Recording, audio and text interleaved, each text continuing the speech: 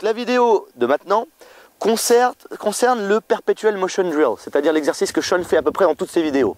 Cette manière de se mettre en mouvement, vous avez sûrement dû déjà le voir faire ça, et moi aussi, c'est-à-dire cette espèce de mouvement magnifique aller-retour sans s'arrêter, qui est perpétuel. Pourquoi perpétuel? Parce que ce mouvement ne peut être réel que si vous vous servez du poids des bras et du club, et si vous êtes en équilibre. Mais on va le détailler plus aujourd'hui. À quoi réellement peut servir le Perpetual Motion Drill? Et la réponse est à tout. Vous pouvez faire une sorte de révision totale de votre swing à travers cet exercice et ça vous prend moins de 5 minutes. On va commencer. Si je viens prendre mon grip, d'accord? Première chose que je fais, si je démarre la machine et je swing le club aller-retour, je veux sentir que mon grip reste intact tout au long de mon swing. Dans le backswing et vers la cible. Dans le backswing et vers la cible. Si je sens que ici je lâche mes mains, ce que j'ai fait longtemps, donc je vous laisse le droit de prendre le temps de progresser, mais j'ai longtemps lâché mon club en haut du backswing, maintenant ça va beaucoup mieux, je vous rassure, et d'ailleurs les résultats sont bien meilleurs à travers la balle, parce que le club doit faire partie de nous. Donc si vous voulez une image de pression que vous voulez avoir dans les mains, comprenez que le club de golf est juste un os de plus. Donc vos mains sont là pour connecter cet os à tous les autres os de votre corps. Donc je veux sentir vraiment que mon grip est assez ferme pour que mes mains ne flottent pas. Deuxième étape, je veux sentir ce que font mes pieds. On revient en bas, donc je swing le club aller-retour. Et je sens que tout travaille en effet domino. Tout mon corps est huilé pour ce sport. Vous avez vu ma vidéo sur Scully, où tout travaille simultanément. Donc je sens que dans le backswing, mon genou gauche rentre à l'intérieur, ma cheville gauche roule à l'intérieur. Et que mon poids vient toujours à l'intérieur du pied droit. Si je sens que mon poids vient à l'extérieur, c'est que j'ai fait un transfert de poids volontaire, une translation si vous préférez. Donc je sens vraiment que mon pied gauche roule, mon pied droit roule, mon pied gauche roule, mon pied droit roule. Maintenant on monte au niveau des genoux. Le genou gauche rentre à l'intérieur et le genou droit au retour rentre à l'intérieur. Dans le backswing, le genou droit s'allonge un tout petit peu pour faciliter la rotation de mes hanches, vous l'avez vu dans les vidéos avec Scully. Et au retour, le genou gauche s'allonge légèrement pour faciliter la rotation des hanches. Donc je laisse mon corps faire tout ce qu'il veut faire naturellement. Je ne cherche pas à bloquer mon genou, je ne cherche pas à bloquer mon pied, je ne cherche pas à bloquer quoi que ce soit. Mon focus est sur le fait de swinger le poids des bras et du club et de laisser mon corps répondre à ce poids. Souvenez-vous que nous sommes des experts en gravité depuis 2 millions d'années. Et ça, personne ne peut aller contre. Donc dès que votre corps dès que vous prenez quelque chose dans vos mains qui pèse un poids, une balle, un club de golf, votre cerveau s'adapte au poids de la chose que vous avez dans les mains. Donc si j'écoute le poids de l'objet, en l'occurrence le club, mon corps réagit à ce poids. Et par autopréservation, s'efface du chemin. Donc pas de ça. Et on monte un peu plus haut, on arrive aux hanches, partie décisive du swing de golf de Sean Clement et du swing de golf en respect du corps humain. Dans le backswing, ma hanche droite s'efface totalement pour laisser un accès libre au bras et pour que ma cage thoracique tourne. Je sens ma fesse droite qui va vers la cible.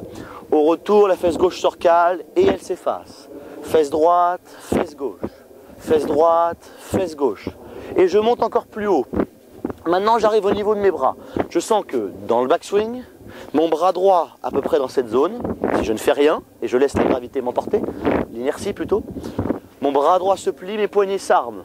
Au retour, mes bras tombent en premier, puis le club se libère et mon bras gauche se plie. Bras droit, bras gauche, de profil.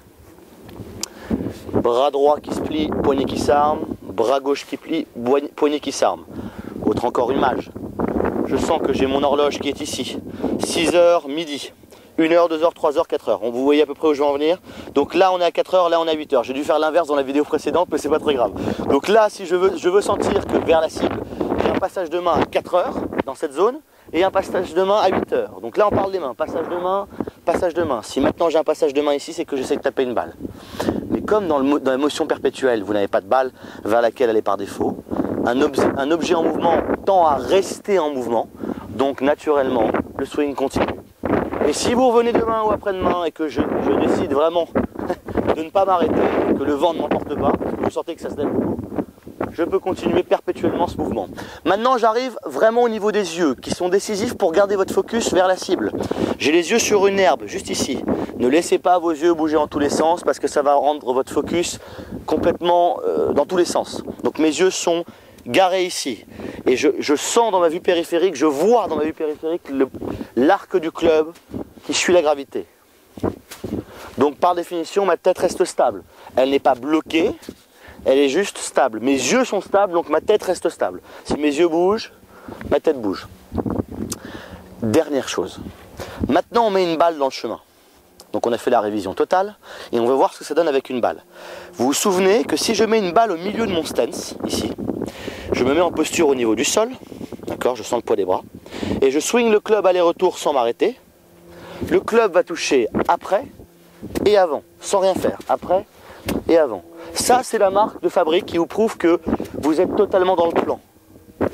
Je reviendrai, vous inquiétez pas, sur d'autres vidéos. Si je touche au milieu, ça veut dire que j'essaie de frapper la balle.